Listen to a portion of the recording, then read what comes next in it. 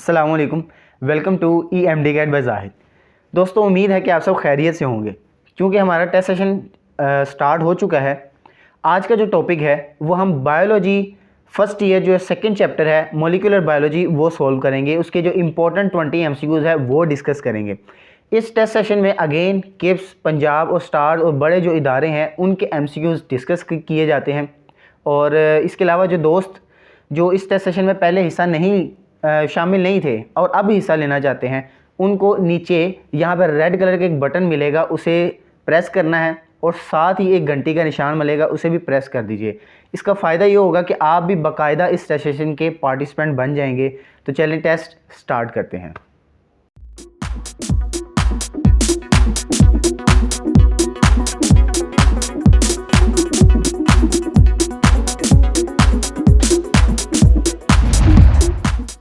अस्सलाम वालेकुम। तो दोस्तों ये देखें, आज का हमारा topic biological molecule chapter 2। Next पहला MCQ हमारे पास, sucrose is non reducing due to, यानी हमने बताना है कि सुक्रोज जो है वो हमारे पास नॉन रिड्यूसिंग क्यों होता है। नए आने वाले दोस्तों को बता दूं कि वीडियो सॉल्व करने का तरीका ये होता है कि वीडियो पॉज करके खुद आंसर बताएं, फिर बाकी सॉल्व तो मैं करवा ही दूंगा। यहाँ पे आंसर इज बीटा, रीज़न सुन लें। अब सिंपल ऑप्शंस बाकी देखें तो वो इतने मुनासिब नहीं लग रहे। बीटा या डेल्टा में से कोई एक हो सकता है, क्योंकि जब उसने सुक्रोज का तो अंडरस्टूड है ग्लूकोज फ्रुक्टोज का जिक्र कर रहा है, तो बीटा और डेल्टा में ऑप्शन है। तो हमारे पास अल्फा और बीटा तो हमने वैसे ही निगलेक्ट कर दी। अब इसमें कौन सा होता है, 1,4 या 1,2? एक्सप्लेनेशन देख लें। इन दोनों के दरमियान यानी पहले का कार्बन नंबर 2 होता है और एक का कार्बन नंबर 2 है और एक का कार्बन नंबर 1, इनके दरमियान बॉन्ड बनता है। That is why we called 1,2 glycosidic bond between glucose and fructose. Next है जी, all of the following yield glucose on complete hydrolysis except. ये वाले क्वेश्चन मैं पहले भी बता चुका हूँ, ये क्वेश्चन तंग कर देते हैं, आखिर तक आते हुए ना एग्जॉस्टेड हो जाता है माइंड पेपर्स में। अब एक्सेप्ट यानी कौन सी चीज़ जो नहीं करेगी ग्लूकोज, स्टार्च भी करता है, ग्लाइकोजन भी करेगा, सेलुलोज भी करेगा, काइटिन। अब काइटिन जो है यहाँ पे हमारे पास ये हमें एंड प्रोडक्ट जो है वो ग्लूकोज नहीं देगा, तो फिर ये क्या देगा, this will give us an acetyl D glucosamine. ये वाला जो है वो पॉलीमर हमें हासिल होगा, लेकिन काइटिन के हाइड्रोलिसिस से। ये जस्ट एक इन्फॉर्मेशन थी, बस याद रख लें इसे। नेक्स्ट है जी, formation of triglyceride involves release of dash water molecule. That is एक इजी वाला और एक मजे वाला क्वेश्चन है। एक कंसेप्ट याद रखें, फॉर्मेशन ऑफ ट्राइग्लिसराइड, ट्राई का मतलब 3, तो इसकी फॉर्मेशन बनानी है तो कितने वाटर मॉलिक्यूल रिलीज होंगे, यहाँ पे देखें, एक ग्लूकोज, दूसरा, तीसरा, ये 3 मॉलिक्यूल का जोड़ है। मुझे बताएं, जब ये दोनों आपस में जुड़ेंगे तो यहाँ से एक वाटर मॉलिक्यूल रिलीज होगा ना, तो इसी तरह ये वाला जब आपस में जुड़ेंगे तो अगेन यहाँ से एक वाटर मॉलिक्यूल रिलीज होगा। तो मुझे बताएं टोटल कितने रिलीज हुए, 2। Beta is the answer. Next है जी, the how many carbon atoms are present inside the ring of fructose. बड़ा ही मजे वाला और यानी कि ना खुश करने वाला क्वेश्चन है। अब आप खुद इसे सॉल्व करें, आई रिक्वेस्ट। तो देखिए जी, उम्मीद है कि आपने सॉल्व कर लिया होगा। How many carbon atoms are present inside the ring, inside the ring, that is the question. अब देखिए यहाँ पे, अब टोटल अगर पूछे फ्रुक्टोज में तो भाई 6 होते हैं। अगर आपने 6 लगाया तो अब आपको पता लग गया होगा अब तक कि 6 आंसर नहीं है। फ्रुक्टोज का ये स्ट्रक्चर है, इसके अंदर देखें रिंग के अंदर 1 कार्बन और यहाँ पे देखें 2 कार्बन, अगेन यहाँ पे 3 कार्बन और ये 4 कार्बन। अब जो 5वां और 6ठा कार्बन है वो आउटसाइड द रिंग है, तो that is why total answer is Charlie. ना इसकी आंसर 6 बनेगा ना 5 बनेगा, आंसर इज 4। नेक्स्ट है जी, which of the following is a complex of globular protein which non proteinaceous material. अपना रिकॉल करें नॉलेज को, और सिंपल हम जानते हैं haemoglobin is the answer. Reason सुने, ये एक स्ट्रक्चर है, रेड ब्लड सेल्स में हीमोग्लोबिन पाई जाती है। हीमोग्लोबिन के अंदर जो है वो सेंटर में haemoglobin is a globular protein और सेंटर में आयरन होता है जो कि नॉन प्रोटीनियस है। That is why delta is the right option. अब जानते हैं कि बायो के केस में तो हम फटाफट MCQs करते जाते हैं, बहुत इजी होते हैं, बस चंद एक ट्रिकी होते हैं, वो डिस्कस कर लेते हैं। इट कंटेन्स नाइट्रोजनस बेस, किस में नाइट्रोजनस बेस होती है, again simple answer is beta, यानी ATP में नाइट्रोजनस बेस होती है। सिंपल हम जानते हैं कि 3 कंपोनेंट्स होते हैं, राइबोस शुगर, पेंटोस यानी कि पेंटोज शुगर और उसके साथ साथ फास्फोरस होंगे और ये नाइट्रोजनस बेस अटैच होगी। नेक्स्ट है जी, all of the following biomolecules are nutritious except. Nutritionist हम उस चीज़ को कहते हैं जो कि हमें एनर्जी प्रोवाइड करे। अब यहाँ पे देखें, अब आपको आंसर चमक गया होगा आपकी आंखों के सामने, न्यूक्लिक एसिड से कौन सी एनर्जी मिलती है, तो हम इन्हीं चीज़ों को लेकर चलते हैं। कार्बोहाइड्रेट ये भी एनर्जी देता है, ये भी एनर्जी देता है। नेक्स्ट मसल हेयर यानी मसल हेयर हीमोग्लोबिन पोजेसिस। अब यहाँ पे लिखना चाह रहा था यानी मसल्स के अंदर जो हीमोग्लोबिन होती है वो कौन सा स्ट्रक्चर होता है उसका। दोस्तों ये क्वेश्चन सिंपल भी किया जा सकता है, मायोग्लोबिन हैज़ अ स्ट्रक्चर, लेकिन घुमाने के लिए किया क्या कि मस्कुलर हीमोग्लोबिन यानी जो हीमोग्लोबिन मसल्स के अंदर होती है वो, अब आपने याद रखना है कि जो हीमोग्लोबिन मसल्स के अंदर होती है उसे हम मायोग्लोबिन कहते हैं। ये स्टार्टिंग नेम लिख रहा हूँ मायो और आगे ग्लोबिन आ जाएगा। तो टर्शियरी स्ट्रक्चर, अब जितना मर्जी फोल्ड हो जाए टर्शियरी स्ट्रक्चर होगा। इसके बारे में मैं ऑलरेडी तफसील से बता चुका हूँ अपने पास्ट पेपर और सीरीज़ में, फिर भी यहाँ पे डिस्कस करता हूँ। देखिए टर्शियरी और क्वार्टरी स्ट्रक्चर में डिफरेंस होता है। अब ये है मेरे पास सिंगल एक प्रोटीन, ये मैं कहता हूँ फोल्ड हो जाती है और फोल्ड इस तरह होती है कि आपस में इसके सेंटर में ये देखिए बॉन्ड बनना शुरू हो गया, इसे हम कह देंगे सेकेंडरी स्ट्रक्चर।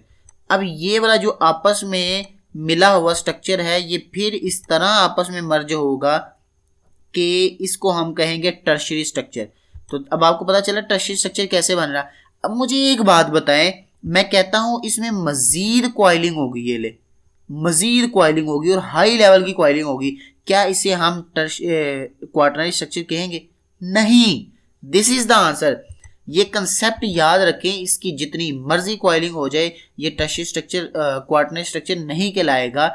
आप याद रखें हम क्वार्टरनरी स्ट्रक्चर उस सूरत में कहेंगे अगर हमारे पास दो पॉलीपेप्टाइड चेन्स हो, यानी एक ये ऊपर वाली और इसी तरह एक नीचे हमारे पास टर्शियरी स्ट्रक्चर हो, ये दोनों आपस में मिलेंगे तो जो फाइनल स्ट्रक्चर बनेगा उसे हम कहेंगे क्वार्टरनरी स्ट्रक्चर। मस्कुलर में केस में एक ही पॉलीपेप्टाइड चेन होती है, that is why tertiary is the answer. Next है जी, ये उसका डायग्राम, उसके ऊपर ही मैंने गंद मार दिया लेकिन समझाना ही मकसद था तो समझ आ गई होगी। नेक्स्ट है जी, a protein having secondary structure possesses. अब बड़ा मजे वाला क्वेश्चन, एक यानी कि एक प्रोटीन है, मैं फिर रिक्वेस्ट करूंगा वीडियो पॉज करें खुद सॉल्व करें इसे। प्रोटीन सेकेंडरी स्ट्रक्चर देखने से पहले ही स्टूडेंट अल्फा को सिलेक्ट कर लेता है, that is wrong answer. Possesses कौन से बॉन्ड होगा सेकेंडरी में, मेरी एक बात याद रखें। अब मुझे एक बात बताएं, ये प्राइमरी है और प्राइमरी में कौन सा होता है? Peptide bond, simple amino acid जुड़े हुए हैं। अब पेप्टाइड बॉन्ड्स उसके बाद ये प्रोटीन्स जो हैं ये आपस में जुड़ते हैं यानी क्वाइल होते हैं, और मैं सिंपल करके बना रहा हूँ ताकि समझने में आसानी हो। बाकी ये चीज़ तो आपको पता ही है कि हमारे पास इस तरह फोल्डेड के फॉर्म में होता है हाइड्रोजन बॉन्ड, यहाँ पे हाइड्रोजन बॉन्ड प्रेजेंट होते हैं। अब मुझे एक बात बताएं, इसमें पेप्टाइड बॉन्ड तो होगा ना, प्राइमरी ही से तो सेकेंडरी बना है। जब प्राइमरी में यानी प्राइमरी जैसे कह लो कि बांस से हमने लकड़ी बांस यूज़ किया और हमारे लैडर बना दी, एक लैडर जब बनाई तो मुझे बताएं क्या अब हम कहेंगे कि उसमें बांस नहीं है? अरे जारी बात है, बांस ही से तो बनी है तो बांस तो उसमें होगा ना। तो जब ये अमाइनो एसिड से मिलकर बने हैं, पेप्टाइड बॉन्ड है, तो पेप्टाइड बॉन्ड वो अलग बात है कि उसके अंदर हमने बाद में इस तरह स्टेप्स बना दिए लैडर के अंदर, तो स्टेप्स वो हाइड्रोजन बॉन्डिंग को शो करेंगे। अब इसमें पेप्टाइड बॉन्ड तो होगा, that is why delta is the suitable answer, दोनों होंगे। और ये अगेंस्ट स्ट्रक्चर में मैंने वही मिस्टेक की, गंद मार दिया फिर। चले नेक्स्ट है जी, डैश या डिफेंसिव प्रोटीन, बहुत इजी है ये, मैं क्वेश्चन बार बार फिर बताता हूँ, इजी क्वेश्चन को इग्नोर मत करें, यही एमकैट में आते हैं।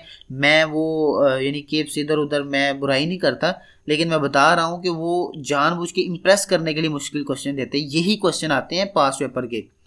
Antibody simple answer. अब यहाँ पे आप इसको रिवाइज करते वक्त आपने याद रखना है कि इसकी कितनी चेन्स होती हैं, हैवी चेन्स कितनी है, लाइट चेन्स कितनी है, फिर इनके दरमियान कितने बॉन्ड्स होते हैं और कहाँ कहाँ पे बॉन्ड होता है, ये सारा चीज़ें जो बुक में डायग्राम तफसील से बनी हुई है। Beta is the right answer. Next है जी, the coenzymes are closely related to. Coenzyme किस चीज़ से रिलेट होते हैं? Chapter 3 first year biology, simple vitamin. Coenzyme जो है वो विटामिन से ज़्यादा रिलेट करते हैं, इनऑर्गेनिक होते हैं। तो मुझे बताएं इनऑर्गेनिक, यहाँ पे विटामिन ही तो ऑप्शन दी हुई है, delta is the right option. Next, which function of succinate dehydrogenase is added by. इस क्वेश्चन पे शायद स्टूडेंट्स को एतराज़ हो कि नहीं सर आपने भी ये आउट ऑफ सिलेबस दिया, नहीं ये हमारे सिलेबस में है। अब जितनी हमने साइकिल्स पढ़ी हैं किसी न किसी साइकिल में ये स्ट्रक्चर का जिक्र किया हुआ है, लेकिन मैं स्पेसिफिकली स्टेप आपके साथ शेयर करना चाह रहा हूँ। आंसर जो होगा यहाँ पे आप डायग्राम में देखें, ये सक्सीनेट है, ये फ्यूमेरेट में कन्वर्ट हो जाता है, दोनों में ज़्यादा डिफरेंस नहीं है। तो करते क्या है जी, FADE आता है और F दो हाइड्रोजन लेता है और FADH2 बन जाता है। तो इसका मतलब यहाँ पे हेल्प कौन कर रहा है, FAD+, alpha is the option. Next, haemoglobin carries oxygen atom. मैं फिर कहूँगा इसको सॉल्व करें, ये क्वेश्चन यकीनन बड़ा कंफ्यूजिंग हो जाता है। अगर आपने पहले ये नहीं देखा हुआ तो ये आपके लिए खुशी का बायस बनने वाला है। तो मेरा ख्याल आपने कर लिया है सॉल्व। नेक्स्ट देखते हैं, हीमोग्लोबिन कैरीज ऑक्सीजन एटम। अगर तो आपने 4 आंसर लगाया तो मैं बता दूं गलत, आंसर इज बीटा 8। अरे भाई कैसे, ये देखो यहाँ पे मैं आपको बताता हूँ। फर्ज करें यहाँ हमारे पास हीमोग्लोबिन के कितने मॉलिक्यूल्स होते हैं, यानी पेप्टाइड्स 4 होती हैं, यानी 4 मिलते हैं ना, ये 4 मिलकर हमारे पास जो है वो हीमोग्लोबिन 4 चेन्स होती हैं, ये बुक में लिखा हुआ है। और हर चेन जो है वो एक ऑक्सीजन मॉलिक्यूल को कैरी करती है, यानी इधर भी एक ऑक्सीजन मॉलिक्यूल है, इधर भी ऑक्सीजन मॉलिक्यूल है, इधर भी है और इधर भी है। मुझे बताएं, एक क्वेश्चन आता कि कैरीज ऑक्सीजन मॉलिक्यूल, तो 4 is the right answer, but उसने कह दिया कि एटम, बता दिया ना, एटम कर दी ना उस क्वेश्चन में, यानी एटम्स का पूछा है। तो एक मॉलिक्यूल में कितने एटम है, 2, तो 4 मॉलिक्यूल है, तो 4 × 2 8, that is why beta is answer. यकीनन आपको ये क्वेश्चन अच्छा लगा होगा, अगर क्वेश्चन अच्छा लगा है तो वीडियो अभी लाइक कर दीजिए, शुक्रिया। नेक्स्ट है जी, pick out the odd one. इस क्वेश्चन को ना, ये क्वेश्चन थोड़े अजीब से लग रहे होंगे, ये आर्मी में भी इस तरह के क्वेश्चन आते हैं, इसलिए मैंने ये जानबूझ के ये क्वेश्चन डाला है। Pick out the odd one मतलब कि जो चीज़ बाकियों से डिफरेंट है उसको हमने चूज करना है। अब हमने माइंड लेवल इससे चेक किया जाता है, देखिए सेलुलोज, गलेक्टोज, एगर और पैक्टिन। अब इनमें से देखें जिन जिनको मैंने टिक किया है ये तीनों पॉलीसेकेराइड है, सेलुलोज भी पॉलीसेकेराइड है, agar and again pectin. Galactose is what, अब गलेक्टोज देखने से लगता है इट इज़ अ डाइसेक्राइड, नहीं भाई, गलेक्टोज इज अ मोनोसेक्राइड, ये याद रखना है, इंपॉर्टेंट MCQs है। नेक्स्ट है जी, which of the following carbon atoms are present outside the ring of fructose. देखा ना, कीवर्ड उसने खुद ही बता दिया, आउटसाइड बताना है। तो अगर आपको स्ट्रक्चर याद है तो कितनी मलाई हलवा क्वेश्चन है।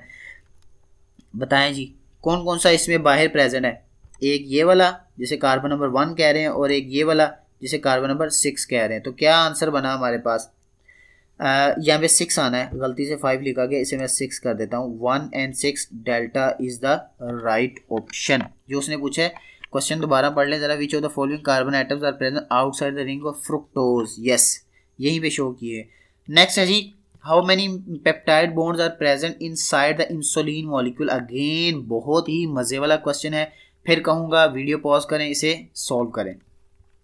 तो देखें यहाँ पे मैं आंसर बताने से पहले, आंसर इज है 49 चार्ली, ये देख लें, रीज़न सुन लें। मैं कहता हूँ कि मेरे पास ये 3 पिलर्स हैं, इन 3 पिलर्स के दरमियान मैंने दीवारें करनी है। मुझे एक बात बताएं, यहाँ से लेकर यहाँ तक मैं एक लाइन लगाई, फिर मैं यहाँ से लेकर यहाँ तक दूसरी लाइन लगाता। मुझे बताएं 3 पॉइंट्स के दरमियान मैंने कितनी लाइन्स लगाई, 2। इसी तरह अगर मैं एक और पॉइंट लगा देता हूँ तो फिर मैं यहाँ से लेकर यहाँ तक लाइन लगाऊंगा, तो इसका मतलब 4 पॉइंट्स के दरमियान कितनी लाइंस होगी, 3, यानी जितने पॉइंट्स हैं उनमें से एक कम लाइन लगेगी। ऐसा ही है ना, बिल्कुल इसी तरह अगर हमारे पास है जी इंसुलिन मॉलिक्यूल, इंसुलिन हम जानते हैं कि 2 पॉलीपेप्टाइड्स होते हैं, 2 चेन्स होती हैं, एक चेन ये वाली और एक चेन ये। मुझे बताएं एक में जो है वो हमारे पास 21 होता है और दूसरे में टोटल होते हैं जी 30, यही पड़ा, ये दोनों मिलकर ही 51 बनाते हैं ना, 51 अमाइनो एसिड्स। अब मुझे एक बात बताएं, इस केस में 21 है, 21 इस चेन में फिर पेप्टाइड्स कितने होंगे, डेफिनेटली एक कम होगा 20। इस केस में कितने होंगे, डेफिनेटली एक कम होगा, दैट इज 29। तो इन दोनों को ऐड करेंगे, Charlie is the right option.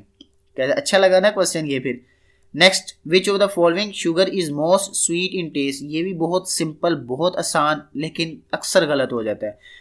जल्दी में जज्बात में बहकर अक्सर हम बीटा ऑप्शन को सिलेक्ट कर लेते हैं, यही तो ग्लूकोज मीठा होता है और कौन सा होता है। नहीं भाई मेरे, answer is alpha, fructose.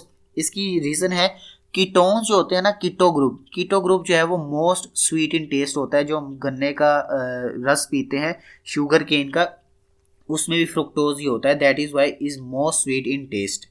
Next है जी, in disaccharide there are 12 carbon atoms, then there will be how many OH group. Simple question था, बस उसने स्टेटमेंट में पता नहीं क्या आए बाएं शाएं की है और बच्चा कंफ्यूज।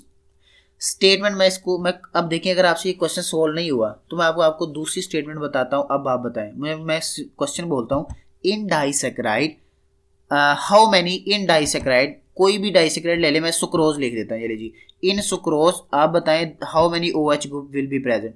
तो बच्चा क्या करेगा, फटाफट ओ सुक्रोज का जो है वो स्ट्रक्चर बनाया और उसमें से हमने गिन लिए फटाफट कितने होते हैं, 1 2 3 4 और 5 6 7 8, टोटल 8 होते हैं। लो जी 8 आंसर लगा दिया। यही तो उसने क्वेश्चन किया है। In disaccharide if there are 12 carbon, अब मुझे बताएं डाइसेक्राइड में होते ही 12 कार्बन है। अब इफ देर आर 12 कार्बन, उसने शर्त लगाई कि डाइसेक्राइड कौन सा लेना है, सुक्रोज, क्योंकि सुक्रोज में 12 होते हैं।